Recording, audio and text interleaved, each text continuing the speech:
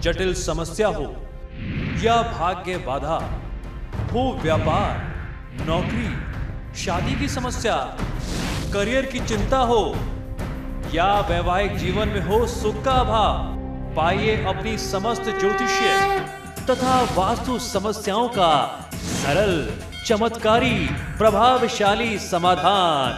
एक जाना माना और विश्वसनीय नाम, आचार्य पंडित श्री वैभवनाथ शर्मा जी, काशी के 400 वर्ष पुराने प्रतिष्ठित और अंतरराष्ट्रीय ख्याति प्राप्त राज ज्योतिषी परिवार की 8वीं पीढ़ी के ज्योतिषी और वास्तु शास्त्री आचार्य पंडित श्री वैभवनाथ शर्मा जी के द्वारा व्यक्तिगत या फिर फोन पर अपॉइंटमेंट लेने के लिए कॉल करें 9818300146, 9990724131 या फिर ईमेल करें sharma.vaibhav@gmail.com पर। चलिए अब आचार्य जी से जान लेते हैं आज का महा उपाय।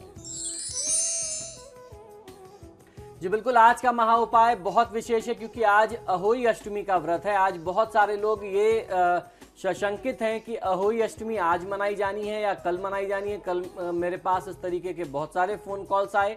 सप्तमी उपरांत अष्टमी आज लग रही है, आज ही अहोई अष्टमी मनाई जाएगी। कल अष्टमी की तिथि है, लेकिन कल अहोई अष्टमी इसलिए नहीं मनाई जाएगी क्योंकि चंद्रोदय व्यापनी इस पर्व को लिया जाता है। रात में कल जो है, जिस समय आप व्रत खोलते हैं उस समय आपको अष्टमी नहीं मिलेगी, तो इस कारण से आज अष्टमी रात में मिल रही है, इसलिए आज आपको ये व्रत करना चाहिए। तो आइए जानते हैं क्या है अहोई अष्टमी व्रत का महात्म्य। कार्तिक मास के कृष्ण पक्ष में जो तिथियां होती हैं वह त्योहार की भरमार होती है इस पक्ष में, जिसमें करवा चौथ और अहोई अष्टमी महिलाओं के द्वारा किए जाने वाले दो विशेष पर्व होते हैं, जिनको मनाते हुए महिलाएं जहां शास्त्रीय एवं लोक रीति पूर्वक व्रत उपवास करती हैं, वहीं सांस्कृतिक कार्यक्रमों द्वारा भी इन्हें उत्सवों का स्वरूप प्रदान किया जाता है। इन दोनों उत्सवों में जहां परिवार के कल्याण की भावना भरी हुई होती है, वहीं सास के चरणों को तीर्थ मान करके उनसे आशीर्वाद लेने की प्राचीन परंपरा आज भी दिखाई देती है। कार्तिक मास के कृष्ण पक्ष की अष्टमी को अहोई अष्टमी कहते हैं अथवा इसे आठें भी कहते हैं आम बोलचाल की भाषा में। वस्तुतः यह व्रत दीपावली से ठीक एक सप्ताह पूर्व आता है। कहा जाता है कि इस व्रत को संतान वाली स्त्रियां ही करती हैं।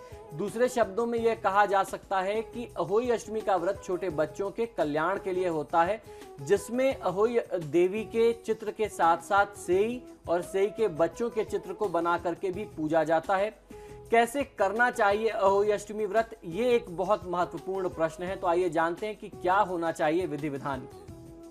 जिन स्त्रियों को यह व्रत करना होता है वह दिन भर उपवास रखती हैं। सायंकाल भक्ति भावना के साथ दीवार पर अहोई माता का चित्र रंग भर करके बनाती हैं। उसी चित्र के पास सेई व सेई के बच्चों के चित्र भी बनाए जाते हैं। आजकल बाजारों में अहोई माता के बने हुए रंगीन पोस्टर्स कागज पे उपलब्ध होते हैं। आप अगर बना ना सकें तो उन्हें ला करके अपने पूजा स्थान में वॉल पे चिपका के दीवार पे लगा करके उनकी पूजा करके भी लाभ ले सकते हैं। संध्या काल के समय में सूर्यास्त होने के बाद जब तारे निकलने लगते हैं तो अहोई माता की पूजा आरंभ होती है। पूजा से पहले भूमि पर यानी जमीन को स्वच्छ करके पूजा का चौक पूर करके एक लोटे में कलश स्थापित करना चाहिए। उसे कलश की भांति चौकी पर एक कोने पर रखें और भक्ति भाव से पूजा करें।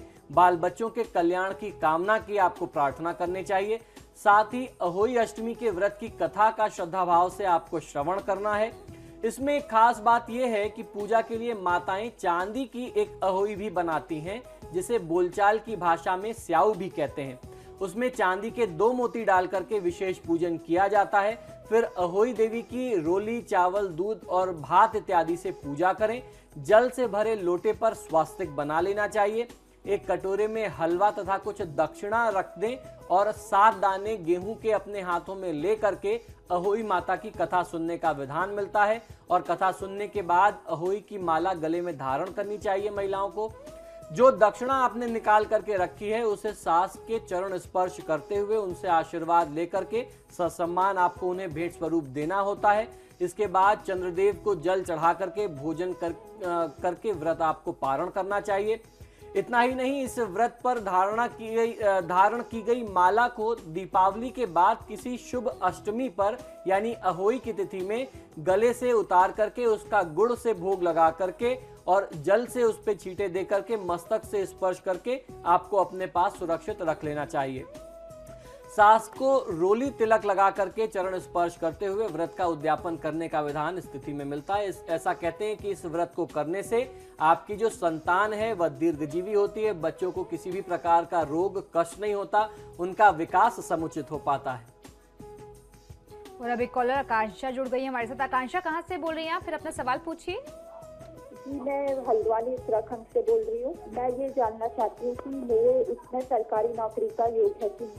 जी बिल्कुल, आप मुझे अपना जन्म विवरण बताइए। जी, मेरा जन्म है 2 जनवरी 1985 और समय है शाम के 5:20 है। जी,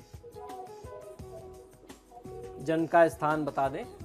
जन्म का स्थान अल्मोड़ा उत्तराखंड। जी बिल्कुल, देखिए आपकी जन्म पत्रिका के अनुसार शनि की महादशा में शुक्र की अंतर्दशा है और शुक्रदेव का ही प्रत्यंतर है। वर्तमान समय में यदि आप प्रयास करें तो सरकारी नौकरी के लिए आपको बहुत अच्छा रास्ता बन सकता है। उसका एकमात्र कारण यही है कि शुक्रदेव जो हैं एक तरफ पंचम भाव के स्वामी हैं, दूसरी तरफ 12वें भाव के स्वामी हैं और शनिदेव जो हैं एक तरफ अष्टम भाव के स्वामी हैं, दूसरी तरफ भाग्य स्थान के स्वामी हैं। तो दोनों ग्रह 2 शुभ भाव और 2 अशुभ भावों को गवर्न कर रहे हैं, उसके स्वामी हैं।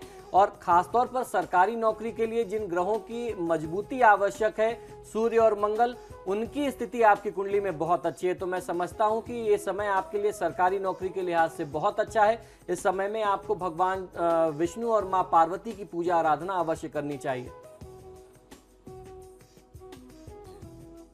एक कॉलर अब राजस्थान से जुड़ गई हैं, मयूरी जुड़ गई हैं। मयूरी, अपना जन्म विवरण दीजिए, फिर सवाल पूछिए। पंडित जी नमस्कार। जी नमस्कार, बताइए। पंडित जी नमस्कार। मैं जी बिल्कुल, आप बोलिए, आपकी बात हम तक पहुंच रही है। मैं बोलना चाहती हूँ, उसका जन्म समय है 29 जनवरी। जी, 29 जनवरी 1988। जी, 1988 शाम 5:06 इंदौर। जी जी, बताएं क्या जानना चाहती हैं? उसके जॉब के बारे में जानना चाहती हूँ और शादी। जी बिल्कुल, देखिए विवाह में तो अभी बहुत विलंब है। वर्तमान समय में नौकरी के लिए प्रयास किया जा सकता है। नौकरी में भी स्थान परिवर्तन के योग दिखते हैं। अपने स्थान से कहीं बाहर जाकर के नौकरी करेंगे या प्रयास करेंगे तो सफलता मिलेगी। तो इसी के साथ ही हमारे आज के कार्यक्रम में फिलहाल इतना ही। बहुत बहुत शुक्रिया आपका दर्शकों में कॉल करने के लिए। आचार्य जी, आपका भी बहुत बहुत शुक्रिया स्टूडियो में आने के लिए। जी धन्यवाद। तो आपके सितारे में फिलहाल इतना ही। वक्त तो चला एक छोटी से ब्रेक का। ब्रेक के उस पार भी खबरों का सिलसिला लगातार जारी है।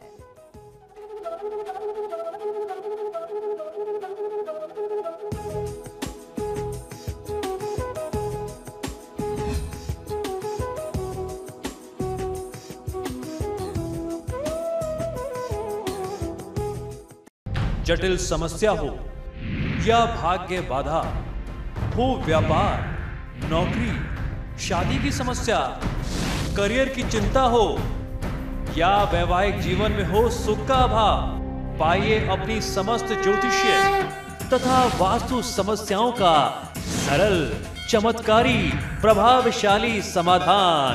एक जाना माना और विश्वसनीय नाम, आचार्य पंडित श्री वैभवनाथ शर्मा जी।